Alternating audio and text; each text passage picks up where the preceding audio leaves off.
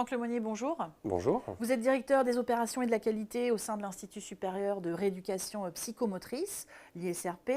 Alors, aujourd'hui, je suis en terminale, je veux faire des études pour devenir psychomotricien. Comment je m'inscris? Comment ça se passe, notamment pour s'inscrire à l'ISRP? Alors pour s'inscrire à l'ISRP, comme dans la grande majorité des établissements en France, il faut que vous passiez par Parcoursup. Donc le calendrier de Parcoursup, il est facile à retenir.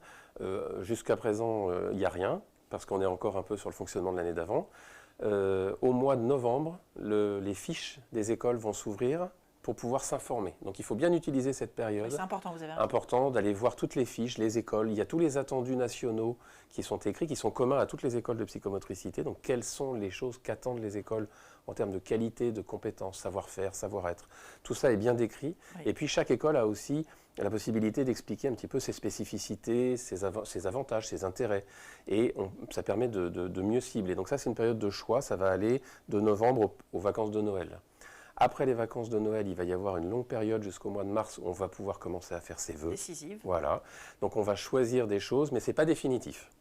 On peut faire, défaire, refaire, ça ne pose pas de problème particulier. On peut évoluer dans ses choix, ça n'a pas d'impact.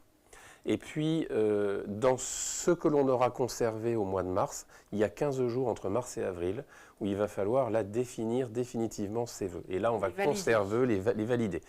Alors les valider, par exemple, pour l'ISRP, quand on a choisi l'ISRP, le valider, ça va être, comme pour toutes les autres, de payer les sommes qui correspondent aux frais d'admission. Donc ça peut être des entretiens pour certaines écoles, ça peut être une étude de dossier, ça peut être un concours également. Vous avez raison d'en parler. Ce n'est pas parce que les inscriptions passent par Parcoursup que derrière les modalités sont toutes les mêmes.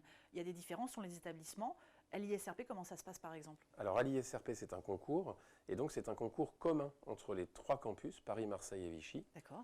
Donc là, quand on coche le vœu « Je veux devenir psychomotricien à l'ISRP », on coche 3 sous-vœux qui sont pour Paris, pour Marseille, pour Vichy, et on peut choisir l'un des 3, les 3 ou 2 seulement. Ça, c'est pas une problématique. Mais on va donc définir que on peut accéder en un seul vœu. Ça, c'est important parce que dans la filière, je rappelle qu'on peut en choisir que 5. Oui, dans les formations. Donc en un seul vœu, on a un concours commun qui permet d'accéder aux 3 campus. Donc ça fait presque la moitié, si vous voulez, du quota officiel qui est regroupé. Donc en une seule façon, en un seul vœu, on accède à beaucoup de places. Ça, c'est important. Et donc quand on va valider son vœu, eh bien, on va définitivement dire « je veux passer ce concours pour l'ISRP ». À partir de là, ça sort un petit peu de Parcoursup.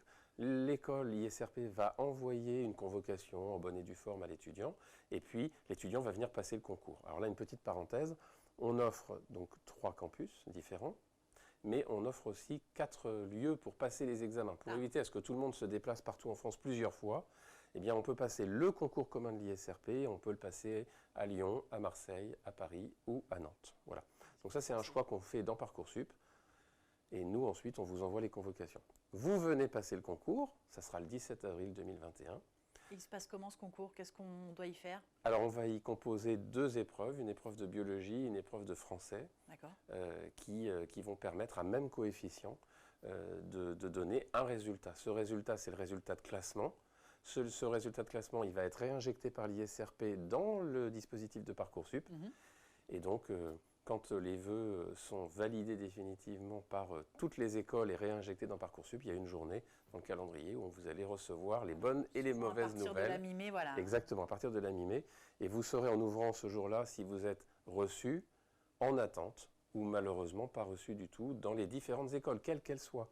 Vous aurez pu cocher une école de psychomotricité et puis une école d'ingénieur, par exemple, si on fait le grand écart. Est-ce qu'on peut se préparer à ce concours alors? Alors pour se préparer à ce concours, effectivement, il y a plusieurs possibilités. Soit on le fait tout seul, soit on peut se faire aider. Et là, il y a des prépas qui sont performantes pour accompagner les étudiants. Et en particulier, nous, on travaille avec une prépa qui s'appelle Expert Santé et qui propose des prépas adaptés même au terminal, puisqu'on a mis en place cette année une plateforme numérique qui s'appelle une plateforme 2.0, voilà, et qui peut permettre, tout en continuant son année de terminale, à son rythme, eh bien de procéder à l'apprentissage de tous les chapitres. Exactement. Du coup, vous parlez de terminale. Le concours biologie français, c'est quoi les types de profils recommandés pour réussir, j'ai envie de dire, ces études en psychomotricité? Alors, c'est tous les profils. En fait, pour passer ce concours, il faut simplement avoir le bac. ou être en train de le passer, donc en terminale. Donc on a beaucoup d'étudiants en terminale qui veulent devenir psychomotriciens, et c'est tant mieux. Mais on a aussi tous les gens qui sont en prépa et qui doivent aussi s'inscrire sur Parcoursup.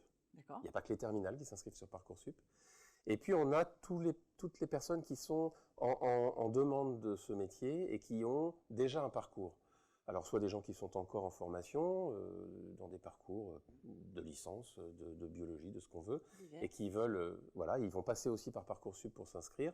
Et on a même de plus en plus des professionnels en reconversion après 5 ans, 10 ans, 15 ans de carrière, dans des domaines très très différents parfois de la psychomotricité, et qui vont aussi s'inscrire sur Parcoursup. Donc la recette est la même pour tout le monde. La recette est la même pour Parcoursup. Exactement, inscription sur Parcoursup, et à partir de là, on est guidé selon son profil.